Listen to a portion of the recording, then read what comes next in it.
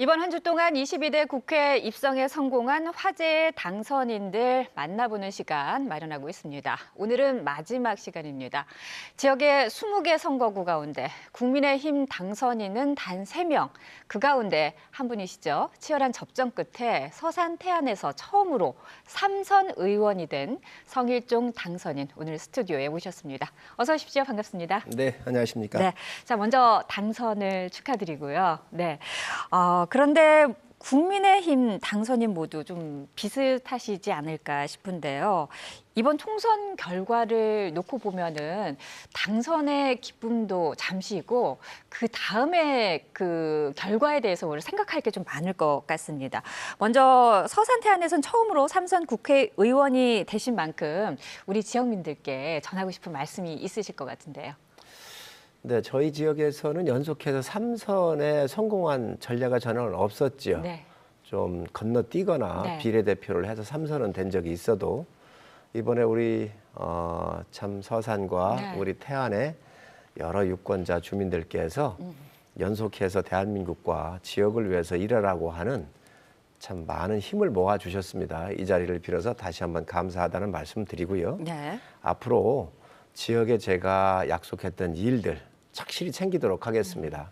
21대에도 제가 참 일을 많이 챙겨놨습니다. 네. 또 22대에도 3선의 힘으로 또 당에서는 또 중진이기 때문에 네.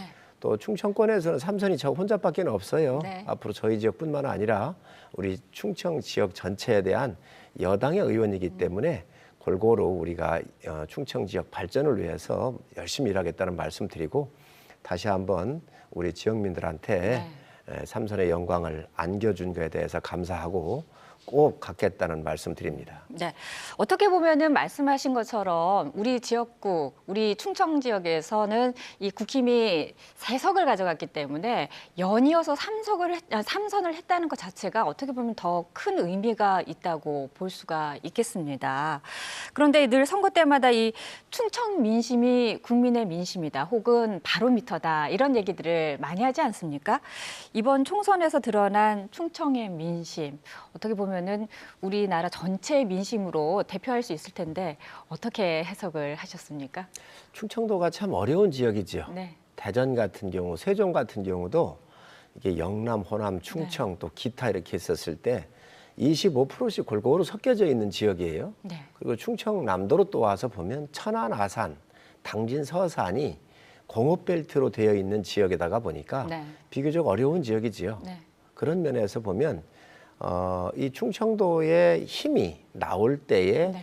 경기도라든지 인천으로 올라가서 저희 당에 승리할 수 있느냐 없느냐에 대한 아주 리트머스 시험지 같은 데가 이곳이에요. 그런데 이번에 참패를 한 것이죠.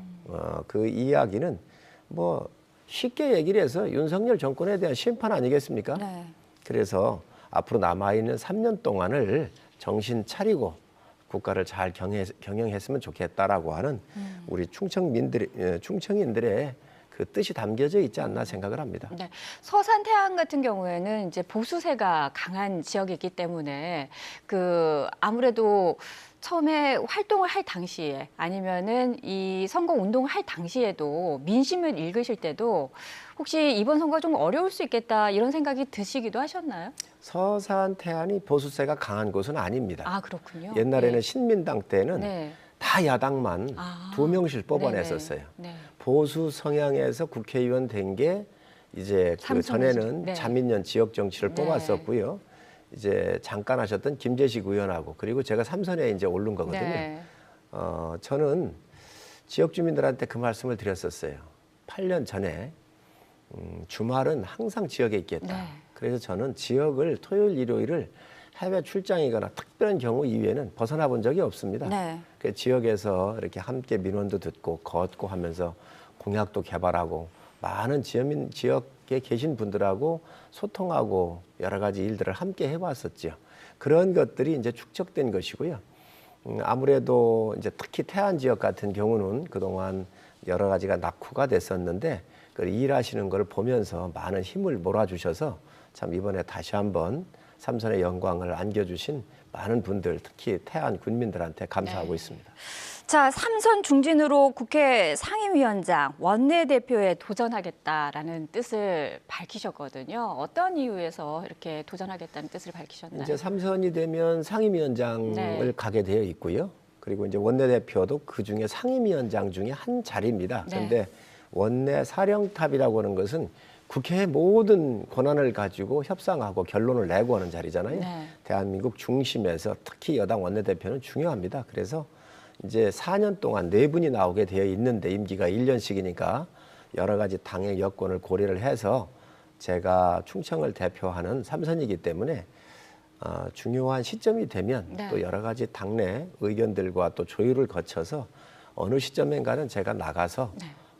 국가를 위해서 일을 하고 또 지역을 대표하는 정치인으로서 우리 지역의 예산이라든지 또 여러 가지 지역 발전을 위해서 역할을 해야 되지 않겠나 생각을 하고 있습니다. 특별히 맡고 싶으신 상임위원장 자리가 있으실까요? 그거는 이제 지금 다수당이 민주당이잖아요. 네. 그래서 협상을 해봐야 합니다. 어느 상임위를 어떻게 배분할 것인지. 근데 저한테는 비교적 그래도 전문성이 있다고 한다면 정무 쪽, 네. 보건복지, 그리고 국방 쪽이 좀 강한 편이지. 네, 그 국방 쪽도 말씀하셨지만은 우리 서산 태안 지역을 관련해서 여러 가지 공약들을 많이 내놓으셨어요. 15가지 핵심 공약을 내놓으셨는데 그 중에 하나가 또 이 국방 관련한 또 공약이 있으시기도 그렇습니다. 하시잖아요.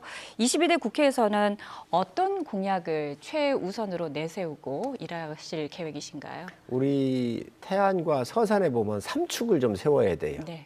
이제 태안에 태안에 좋은 이 관광 자원의 이 부분들이 서산의 문화 자원과 함께 네. 결합을 해야 되는 문화 자원의 축 하나가 있고요. 네. 그리고 서산에 지곡, 대산, 성현에 이르는 기존 제조업 벨트가 하나가 있고 네. 앞으로 세우게 될 우리 서산의 고 정주영 회장께서 막아놓으신 B지구가 있습니다. 네. 그래서 이게 서산의 웰빙 특구와 태안의 기업 도시가 있는데 여기를 묶어서 미래 네. 첨단 국제 도시로 네. 우리가 만들 생각이거든요. 이미 3월 5일 날 현대자동차 그룹하고 현대자동차죠. 자동차하고 수소에 기반한 항공 모빌리티 산업이 서산 쪽으로 오게 되어 있고 네. 그리고 국방 산업과 관련된 기업들이 또 태안의 기업 도시로 들어오도록 이렇게 여러 가지 지금 현재 준비가 돼서 네. 지금 사탁까지 진행 중에 있습니다. 그리고 국제학교가 또 네. 유치를 하는 거로 법안 통과해서 해놨기 때문에 앞으로 이 삼축 체제 그래서 서산과 태안을 묶는 미래 첨단 국제 도시를 네. 하나 만드는 것이 가장 중요한 대한민국의 미래 먹거리이고 우리 지역이 대한민국의 중심의 성장판으로 갈 수 있도록 해야 네. 되겠다. 이 공약을 냈죠. 예, 이 문화 관광 그리고 첨단 산업 이것이 잘 연계돼서 그렇습니다. 이 도시가 제조업 벨트가 네, 있고요. 제조업 예, 벨트까지 예. 잘 발전할 수 있는 그런 계획을 실천하고 싶다고 하셨는데요. 자, 4년 뒤에는 우리 지역민들이 우리 당선인을 어떤 국회의원으로 평가하고 기억해 주시길 바라십니까? 저는 정치를 할 때 9년 전에 시작을 했는데 그때 제가 왜 정치를 해야 되는지에 대해서 깊은 고민을 해봤었어요. 네. 굉장한 깊은 고민 스스로 물어서 답이 나와야 신념 체계가 서야 정치를 제대로 할 거 아니겠어요? 네. 정치는 굉장히 위험하고 외롭고 힘든 시기가 많이 옵니다. 그때 지켜낼 수 있는 것이 자기 철학의 체계가 서 있어야 되는데 제가 당시에 고민을 했던 것이 약자를 위해서 일을 해야 되겠구나라는 생각을 했었거든요. 그래서 약자를 보듬고 그분들과 함께 손잡고 또 그분들이 눈물을 흘릴 때 눈물 닦아드리고 힘들고 외로울 때 손을 잡아준 약자를 위한 우리의 대변자였구나. 네. 이 평가를 받는다면 저는 뭐 정치인으로서 성공했지 않나 생각을 합니다. 그래서 네. 약자를 위한 정치인이 되고 싶습니다. 네, 서산 태안 지역민들을 대변하는 대변인 그리고 약자를 위한 대변인으로 4년 뒤에는 꼭 평가 받을 수 있기를 저희도 응원하겠습니다. 오늘 나와주셔서 고맙습니다. 네, 감사합니다.